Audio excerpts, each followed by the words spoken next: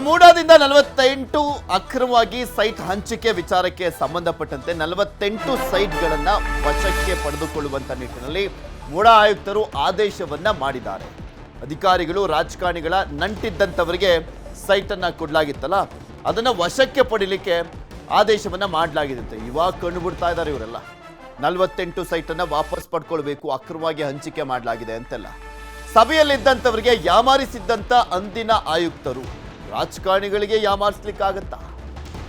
ಅವತ್ತು ಸಭೆಯಲ್ಲಿ ಅಂದ್ರೆ ರಾಜಕಾರಣಿಗಳೆಲ್ಲ ಇದ್ದಂಥವ್ರು, ಅಂದ್ರೆ MLAಗಳೆಲ್ಲ ಇದ್ದಂಥವ್ರು, ಅವರನ್ನೂ ಯಾಮಾರಿಸಿದ್ರಂತೆ ಅಂದಿನ ಆಯುಕ್ತರು. ಸೈಟ್ ನೀಡಲಿಕ್ಕೆ ಆದೇಶವನ್ನ ಮಾಡಿದ್ದಂಥವರು ದಿನೇಶ್ ಕುಮಾರ್, ಹಂಸ ವೃತ್ತದಲ್ಲಿದ್ದಂಥ ಸೈಟ್ ಹಂಚಿಕೆ ಮಾಡಿದ್ದಂಥ ಮೂಡ. ಇದೀಗ ಅಕ್ರಮ ಸೈಟ್ ವಾಪಸ್ ಪಡಿಲಿಕ್ಕೆ ತೀರ್ಮಾನವನ್ನ ಮಾಡಲಾಗಿದೆಯಂತೆ. 2 ದಿನದಲ್ಲಿ 48 ಸೈಟ್ ವಶಕ್ಕೆ ಪಡಿತೀವಿ ಅಂತ ಹೇಳಿದ್ದಾರೆ DC. ನಗರಾಭಿವೃದ್ಧಿ ಇಲಾಖೆ ಆದೇಶದಿಂದ ಈಗ ಆಲ್ರೆಡಿ DC ಪ್ರಕಟಣೆಯನ್ನ ಹೊರಡಿಸಿರುವಂಥದ್ದು. ನಗರಾಭಿವೃದ್ಧಿ ಇಲಾಖೆ ಆದೇಶದ ಬೆನ್ನಲ್ಲೇ DC ಕೂಡ ಪ್ರಕಟಣೆಯನ್ನ ಹೊರಡಿಸಿದ್ದಾರೆ. ರಿಯಲ್ ಎಸ್ಟೇಟ್ ಉದ್ಯಮಿಗಳು, ಪ್ರಭಾವಿಗಳು, ರಾಜಕಾರಣಿಗಳು, ಅಧಿಕಾರಿಗಳ ಕುಟುಂಬಸ್ಥರು, ಅವರ ಸಂಬಂಧಿಕರುಗಳಿಗೆ ಸೈಟ್ ಅನ್ನ ಕೊಡಲಾಗಿತ್ತು. ಅದು 100 ಕೋಟಿ ಬೆಲೆ ಬಾಳುವಂತ ಸೈಟ್ಗಳು. 48 ಸೈಟ್ ಇದೆಯಲ್ಲ, ನಿಮಗೆ ಬರೀ 48 ಸೈಟು ಅನ್ಸ್ಬೋದು, ಆದರೆ ಅದರ ಮೌಲ್ಯ ಹತ್ತತ್ರ 200 ರಿಂದ 300 ಕೋಟಿ ಮೇಲೆ ಹೋಗುತ್ತೆ.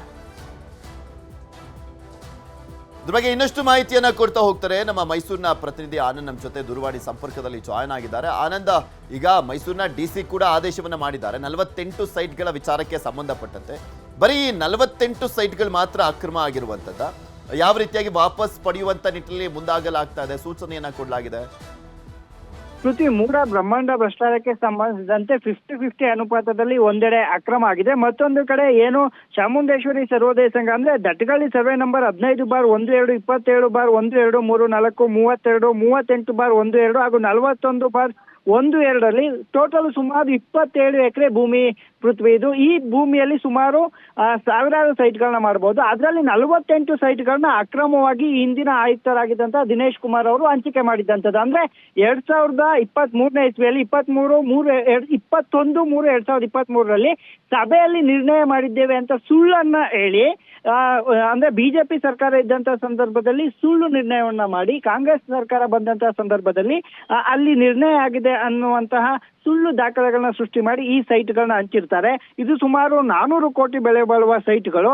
ಈ ಬಗ್ಗೆ ಸೈಟಿಗೆ ಹತ್ತತ್ರ 7 ರಿಂದ 8 ಕೋಟಿ ಇದೆಯಾ ಅಲ್ಲಿ? ಈ 48 ಸೈಟ್ಗಳಿಗೆ 400 ಕೋಟಿ ಹತ್ತತ್ರ ಅಂದ್ರೆ ಖಂಡಿತ ಪೃಥ್ವಿ. ಯಾಕಂತ ಹೇಳಿದ್ರೆ ಆ ದಟ್ಟಗಳ್ಳಿ ಸರ್ವೆ ನಂಬರ್ ಏನಿದೆ ಅದು ಪ್ರತಿಷ್ಠಿತ ಏರಿಯಾ ಅಂತಾನೆ ಕರಿಬಹುದು. ರಿಂಗ್ ರೋಡ್ಗೆ ಮುಮ್ಮುಖವಾಗಿ ಇರುವಂತಹ ಸರ್ವೆ ನಂಬರ್ಗಳು ಅದು. ಅಲ್ಲದೆ ವಾಣಿಜ್ಯ ಸಂಕೀರ್ಣಗಳಿಗೆ ಬಹುತೇಕ ಅಂದ್ರೆ ಅದಕ್ಕೆ ಉತ್ತಮವಾಗಿರುವಂತಹ ಸ್ಥಳಗಳು. ಒಂದು ಸೈಟ್ಗೆ ಕನಿಷ್ಠ 80 ರಿಂದ 1.5 ಕೋಟಿ ಅಷ್ಟು ಬೆಲೆ ಬಾಳುತ್ತೆ. ಅದನ್ನ ಕೇವಲ 3 ರಿಂದ 14 ಕೋಟಿ ಅಂದ್ರೆ ಎಷ್ಟಾಗುತ್ತೆ? ಒಂದು 48 ಕೋಟಿ 50 ಕೋಟಿ ಆಗುತ್ತೆ ಅಷ್ಟೇ. ಈಗ 1.5 ಕೋಟಿ ಅಂತ ಇಟ್ಕೊಂಡ್ರು ಮ್ಯಾಕ್ಸಿಮಮ್ 100 ಕೋಟಿ ಆದತ್ತಷ್ಟೇ ಆನಂದ್. ಈಗ 48 ಸೈಟಿಗೆ ನಾವು ಲೆಕ್ಕ ಹಾಕೊಂಡ್ರೆ 400 ಕೋಟಿ ಅಂದ್ರೆ ಇದ್ರ ಚದರ ಎಷ್ಟೆಷ್ಟಿದೆ? ಇದೇನು 200/200 ಒಂದೊಂದು ಸೈಟಾ?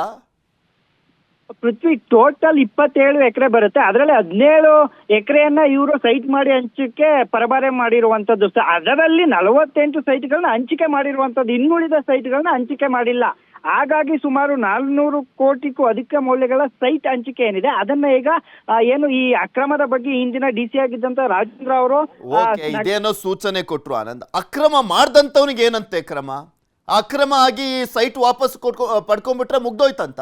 ಈ ಅಕ್ರಮವಾಗಿ ಮಾಡುವಂತ ನಿಟ್ಟಿನಲ್ಲಿ ಅವ್ರು ಎಷ್ಟೆಷ್ಟು ಕೋಟಿ ಮಾಡಿದಾರೋ ಏನೋ, ಅವ್ರ ಮೇಲೆ ಏನಂತೆ ಕ್ರಮ, ಯಾವ ರೀತಿಯಾಗಿ ಕೈಗೊಳ್ಳಲಾಗತ್ತಂತೆ, ಅದು ಯಾವ ರೀತಿಯಾಗಿ ತನಿಖೆ ಆಗ್ತಾ ಇದೆ?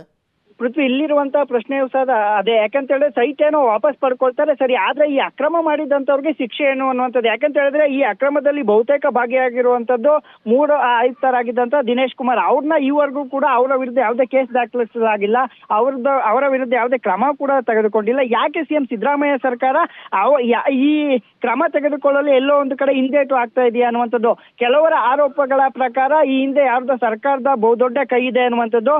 ಇದರ ಹಿಂದೆ ಭೈರತಿ ಸುರೇಶ್ ಅವರು ಇದ್ದಾರೆ ಅನ್ನುವಂತ ಆರೋಪಗಳನ್ನು ಕೂಡ ಈ ಹಿಂದೆ ಬಿಜೆಪಿ ನಾಯಕರು ಮಾಡಿರುವಂತದ್ದು. ಸದ್ಯಕ್ಕೆ ಅವರ ವಿರುದ್ಧ ಯಾಕೆ ಕ್ರಮ ಆಗ್ತಿಲ್ಲ? ಅಲ್ಲದೆ ಈ ಅಕ್ರಮ ಸೈಟ್ ಪಡೆದುಕೊಂಡಿರೋರು ಏನಿದ್ದಾರೆ ಅವರ ವಿರುದ್ಧ ಕ್ರಮ ಯಾವಾಗ ಅನ್ನುವುದೇ ಸದ್ಯಕ್ಕಿರುವಂತಹ ಪ್ರಶ್ನೆ ಪೃಥ್ವಿ.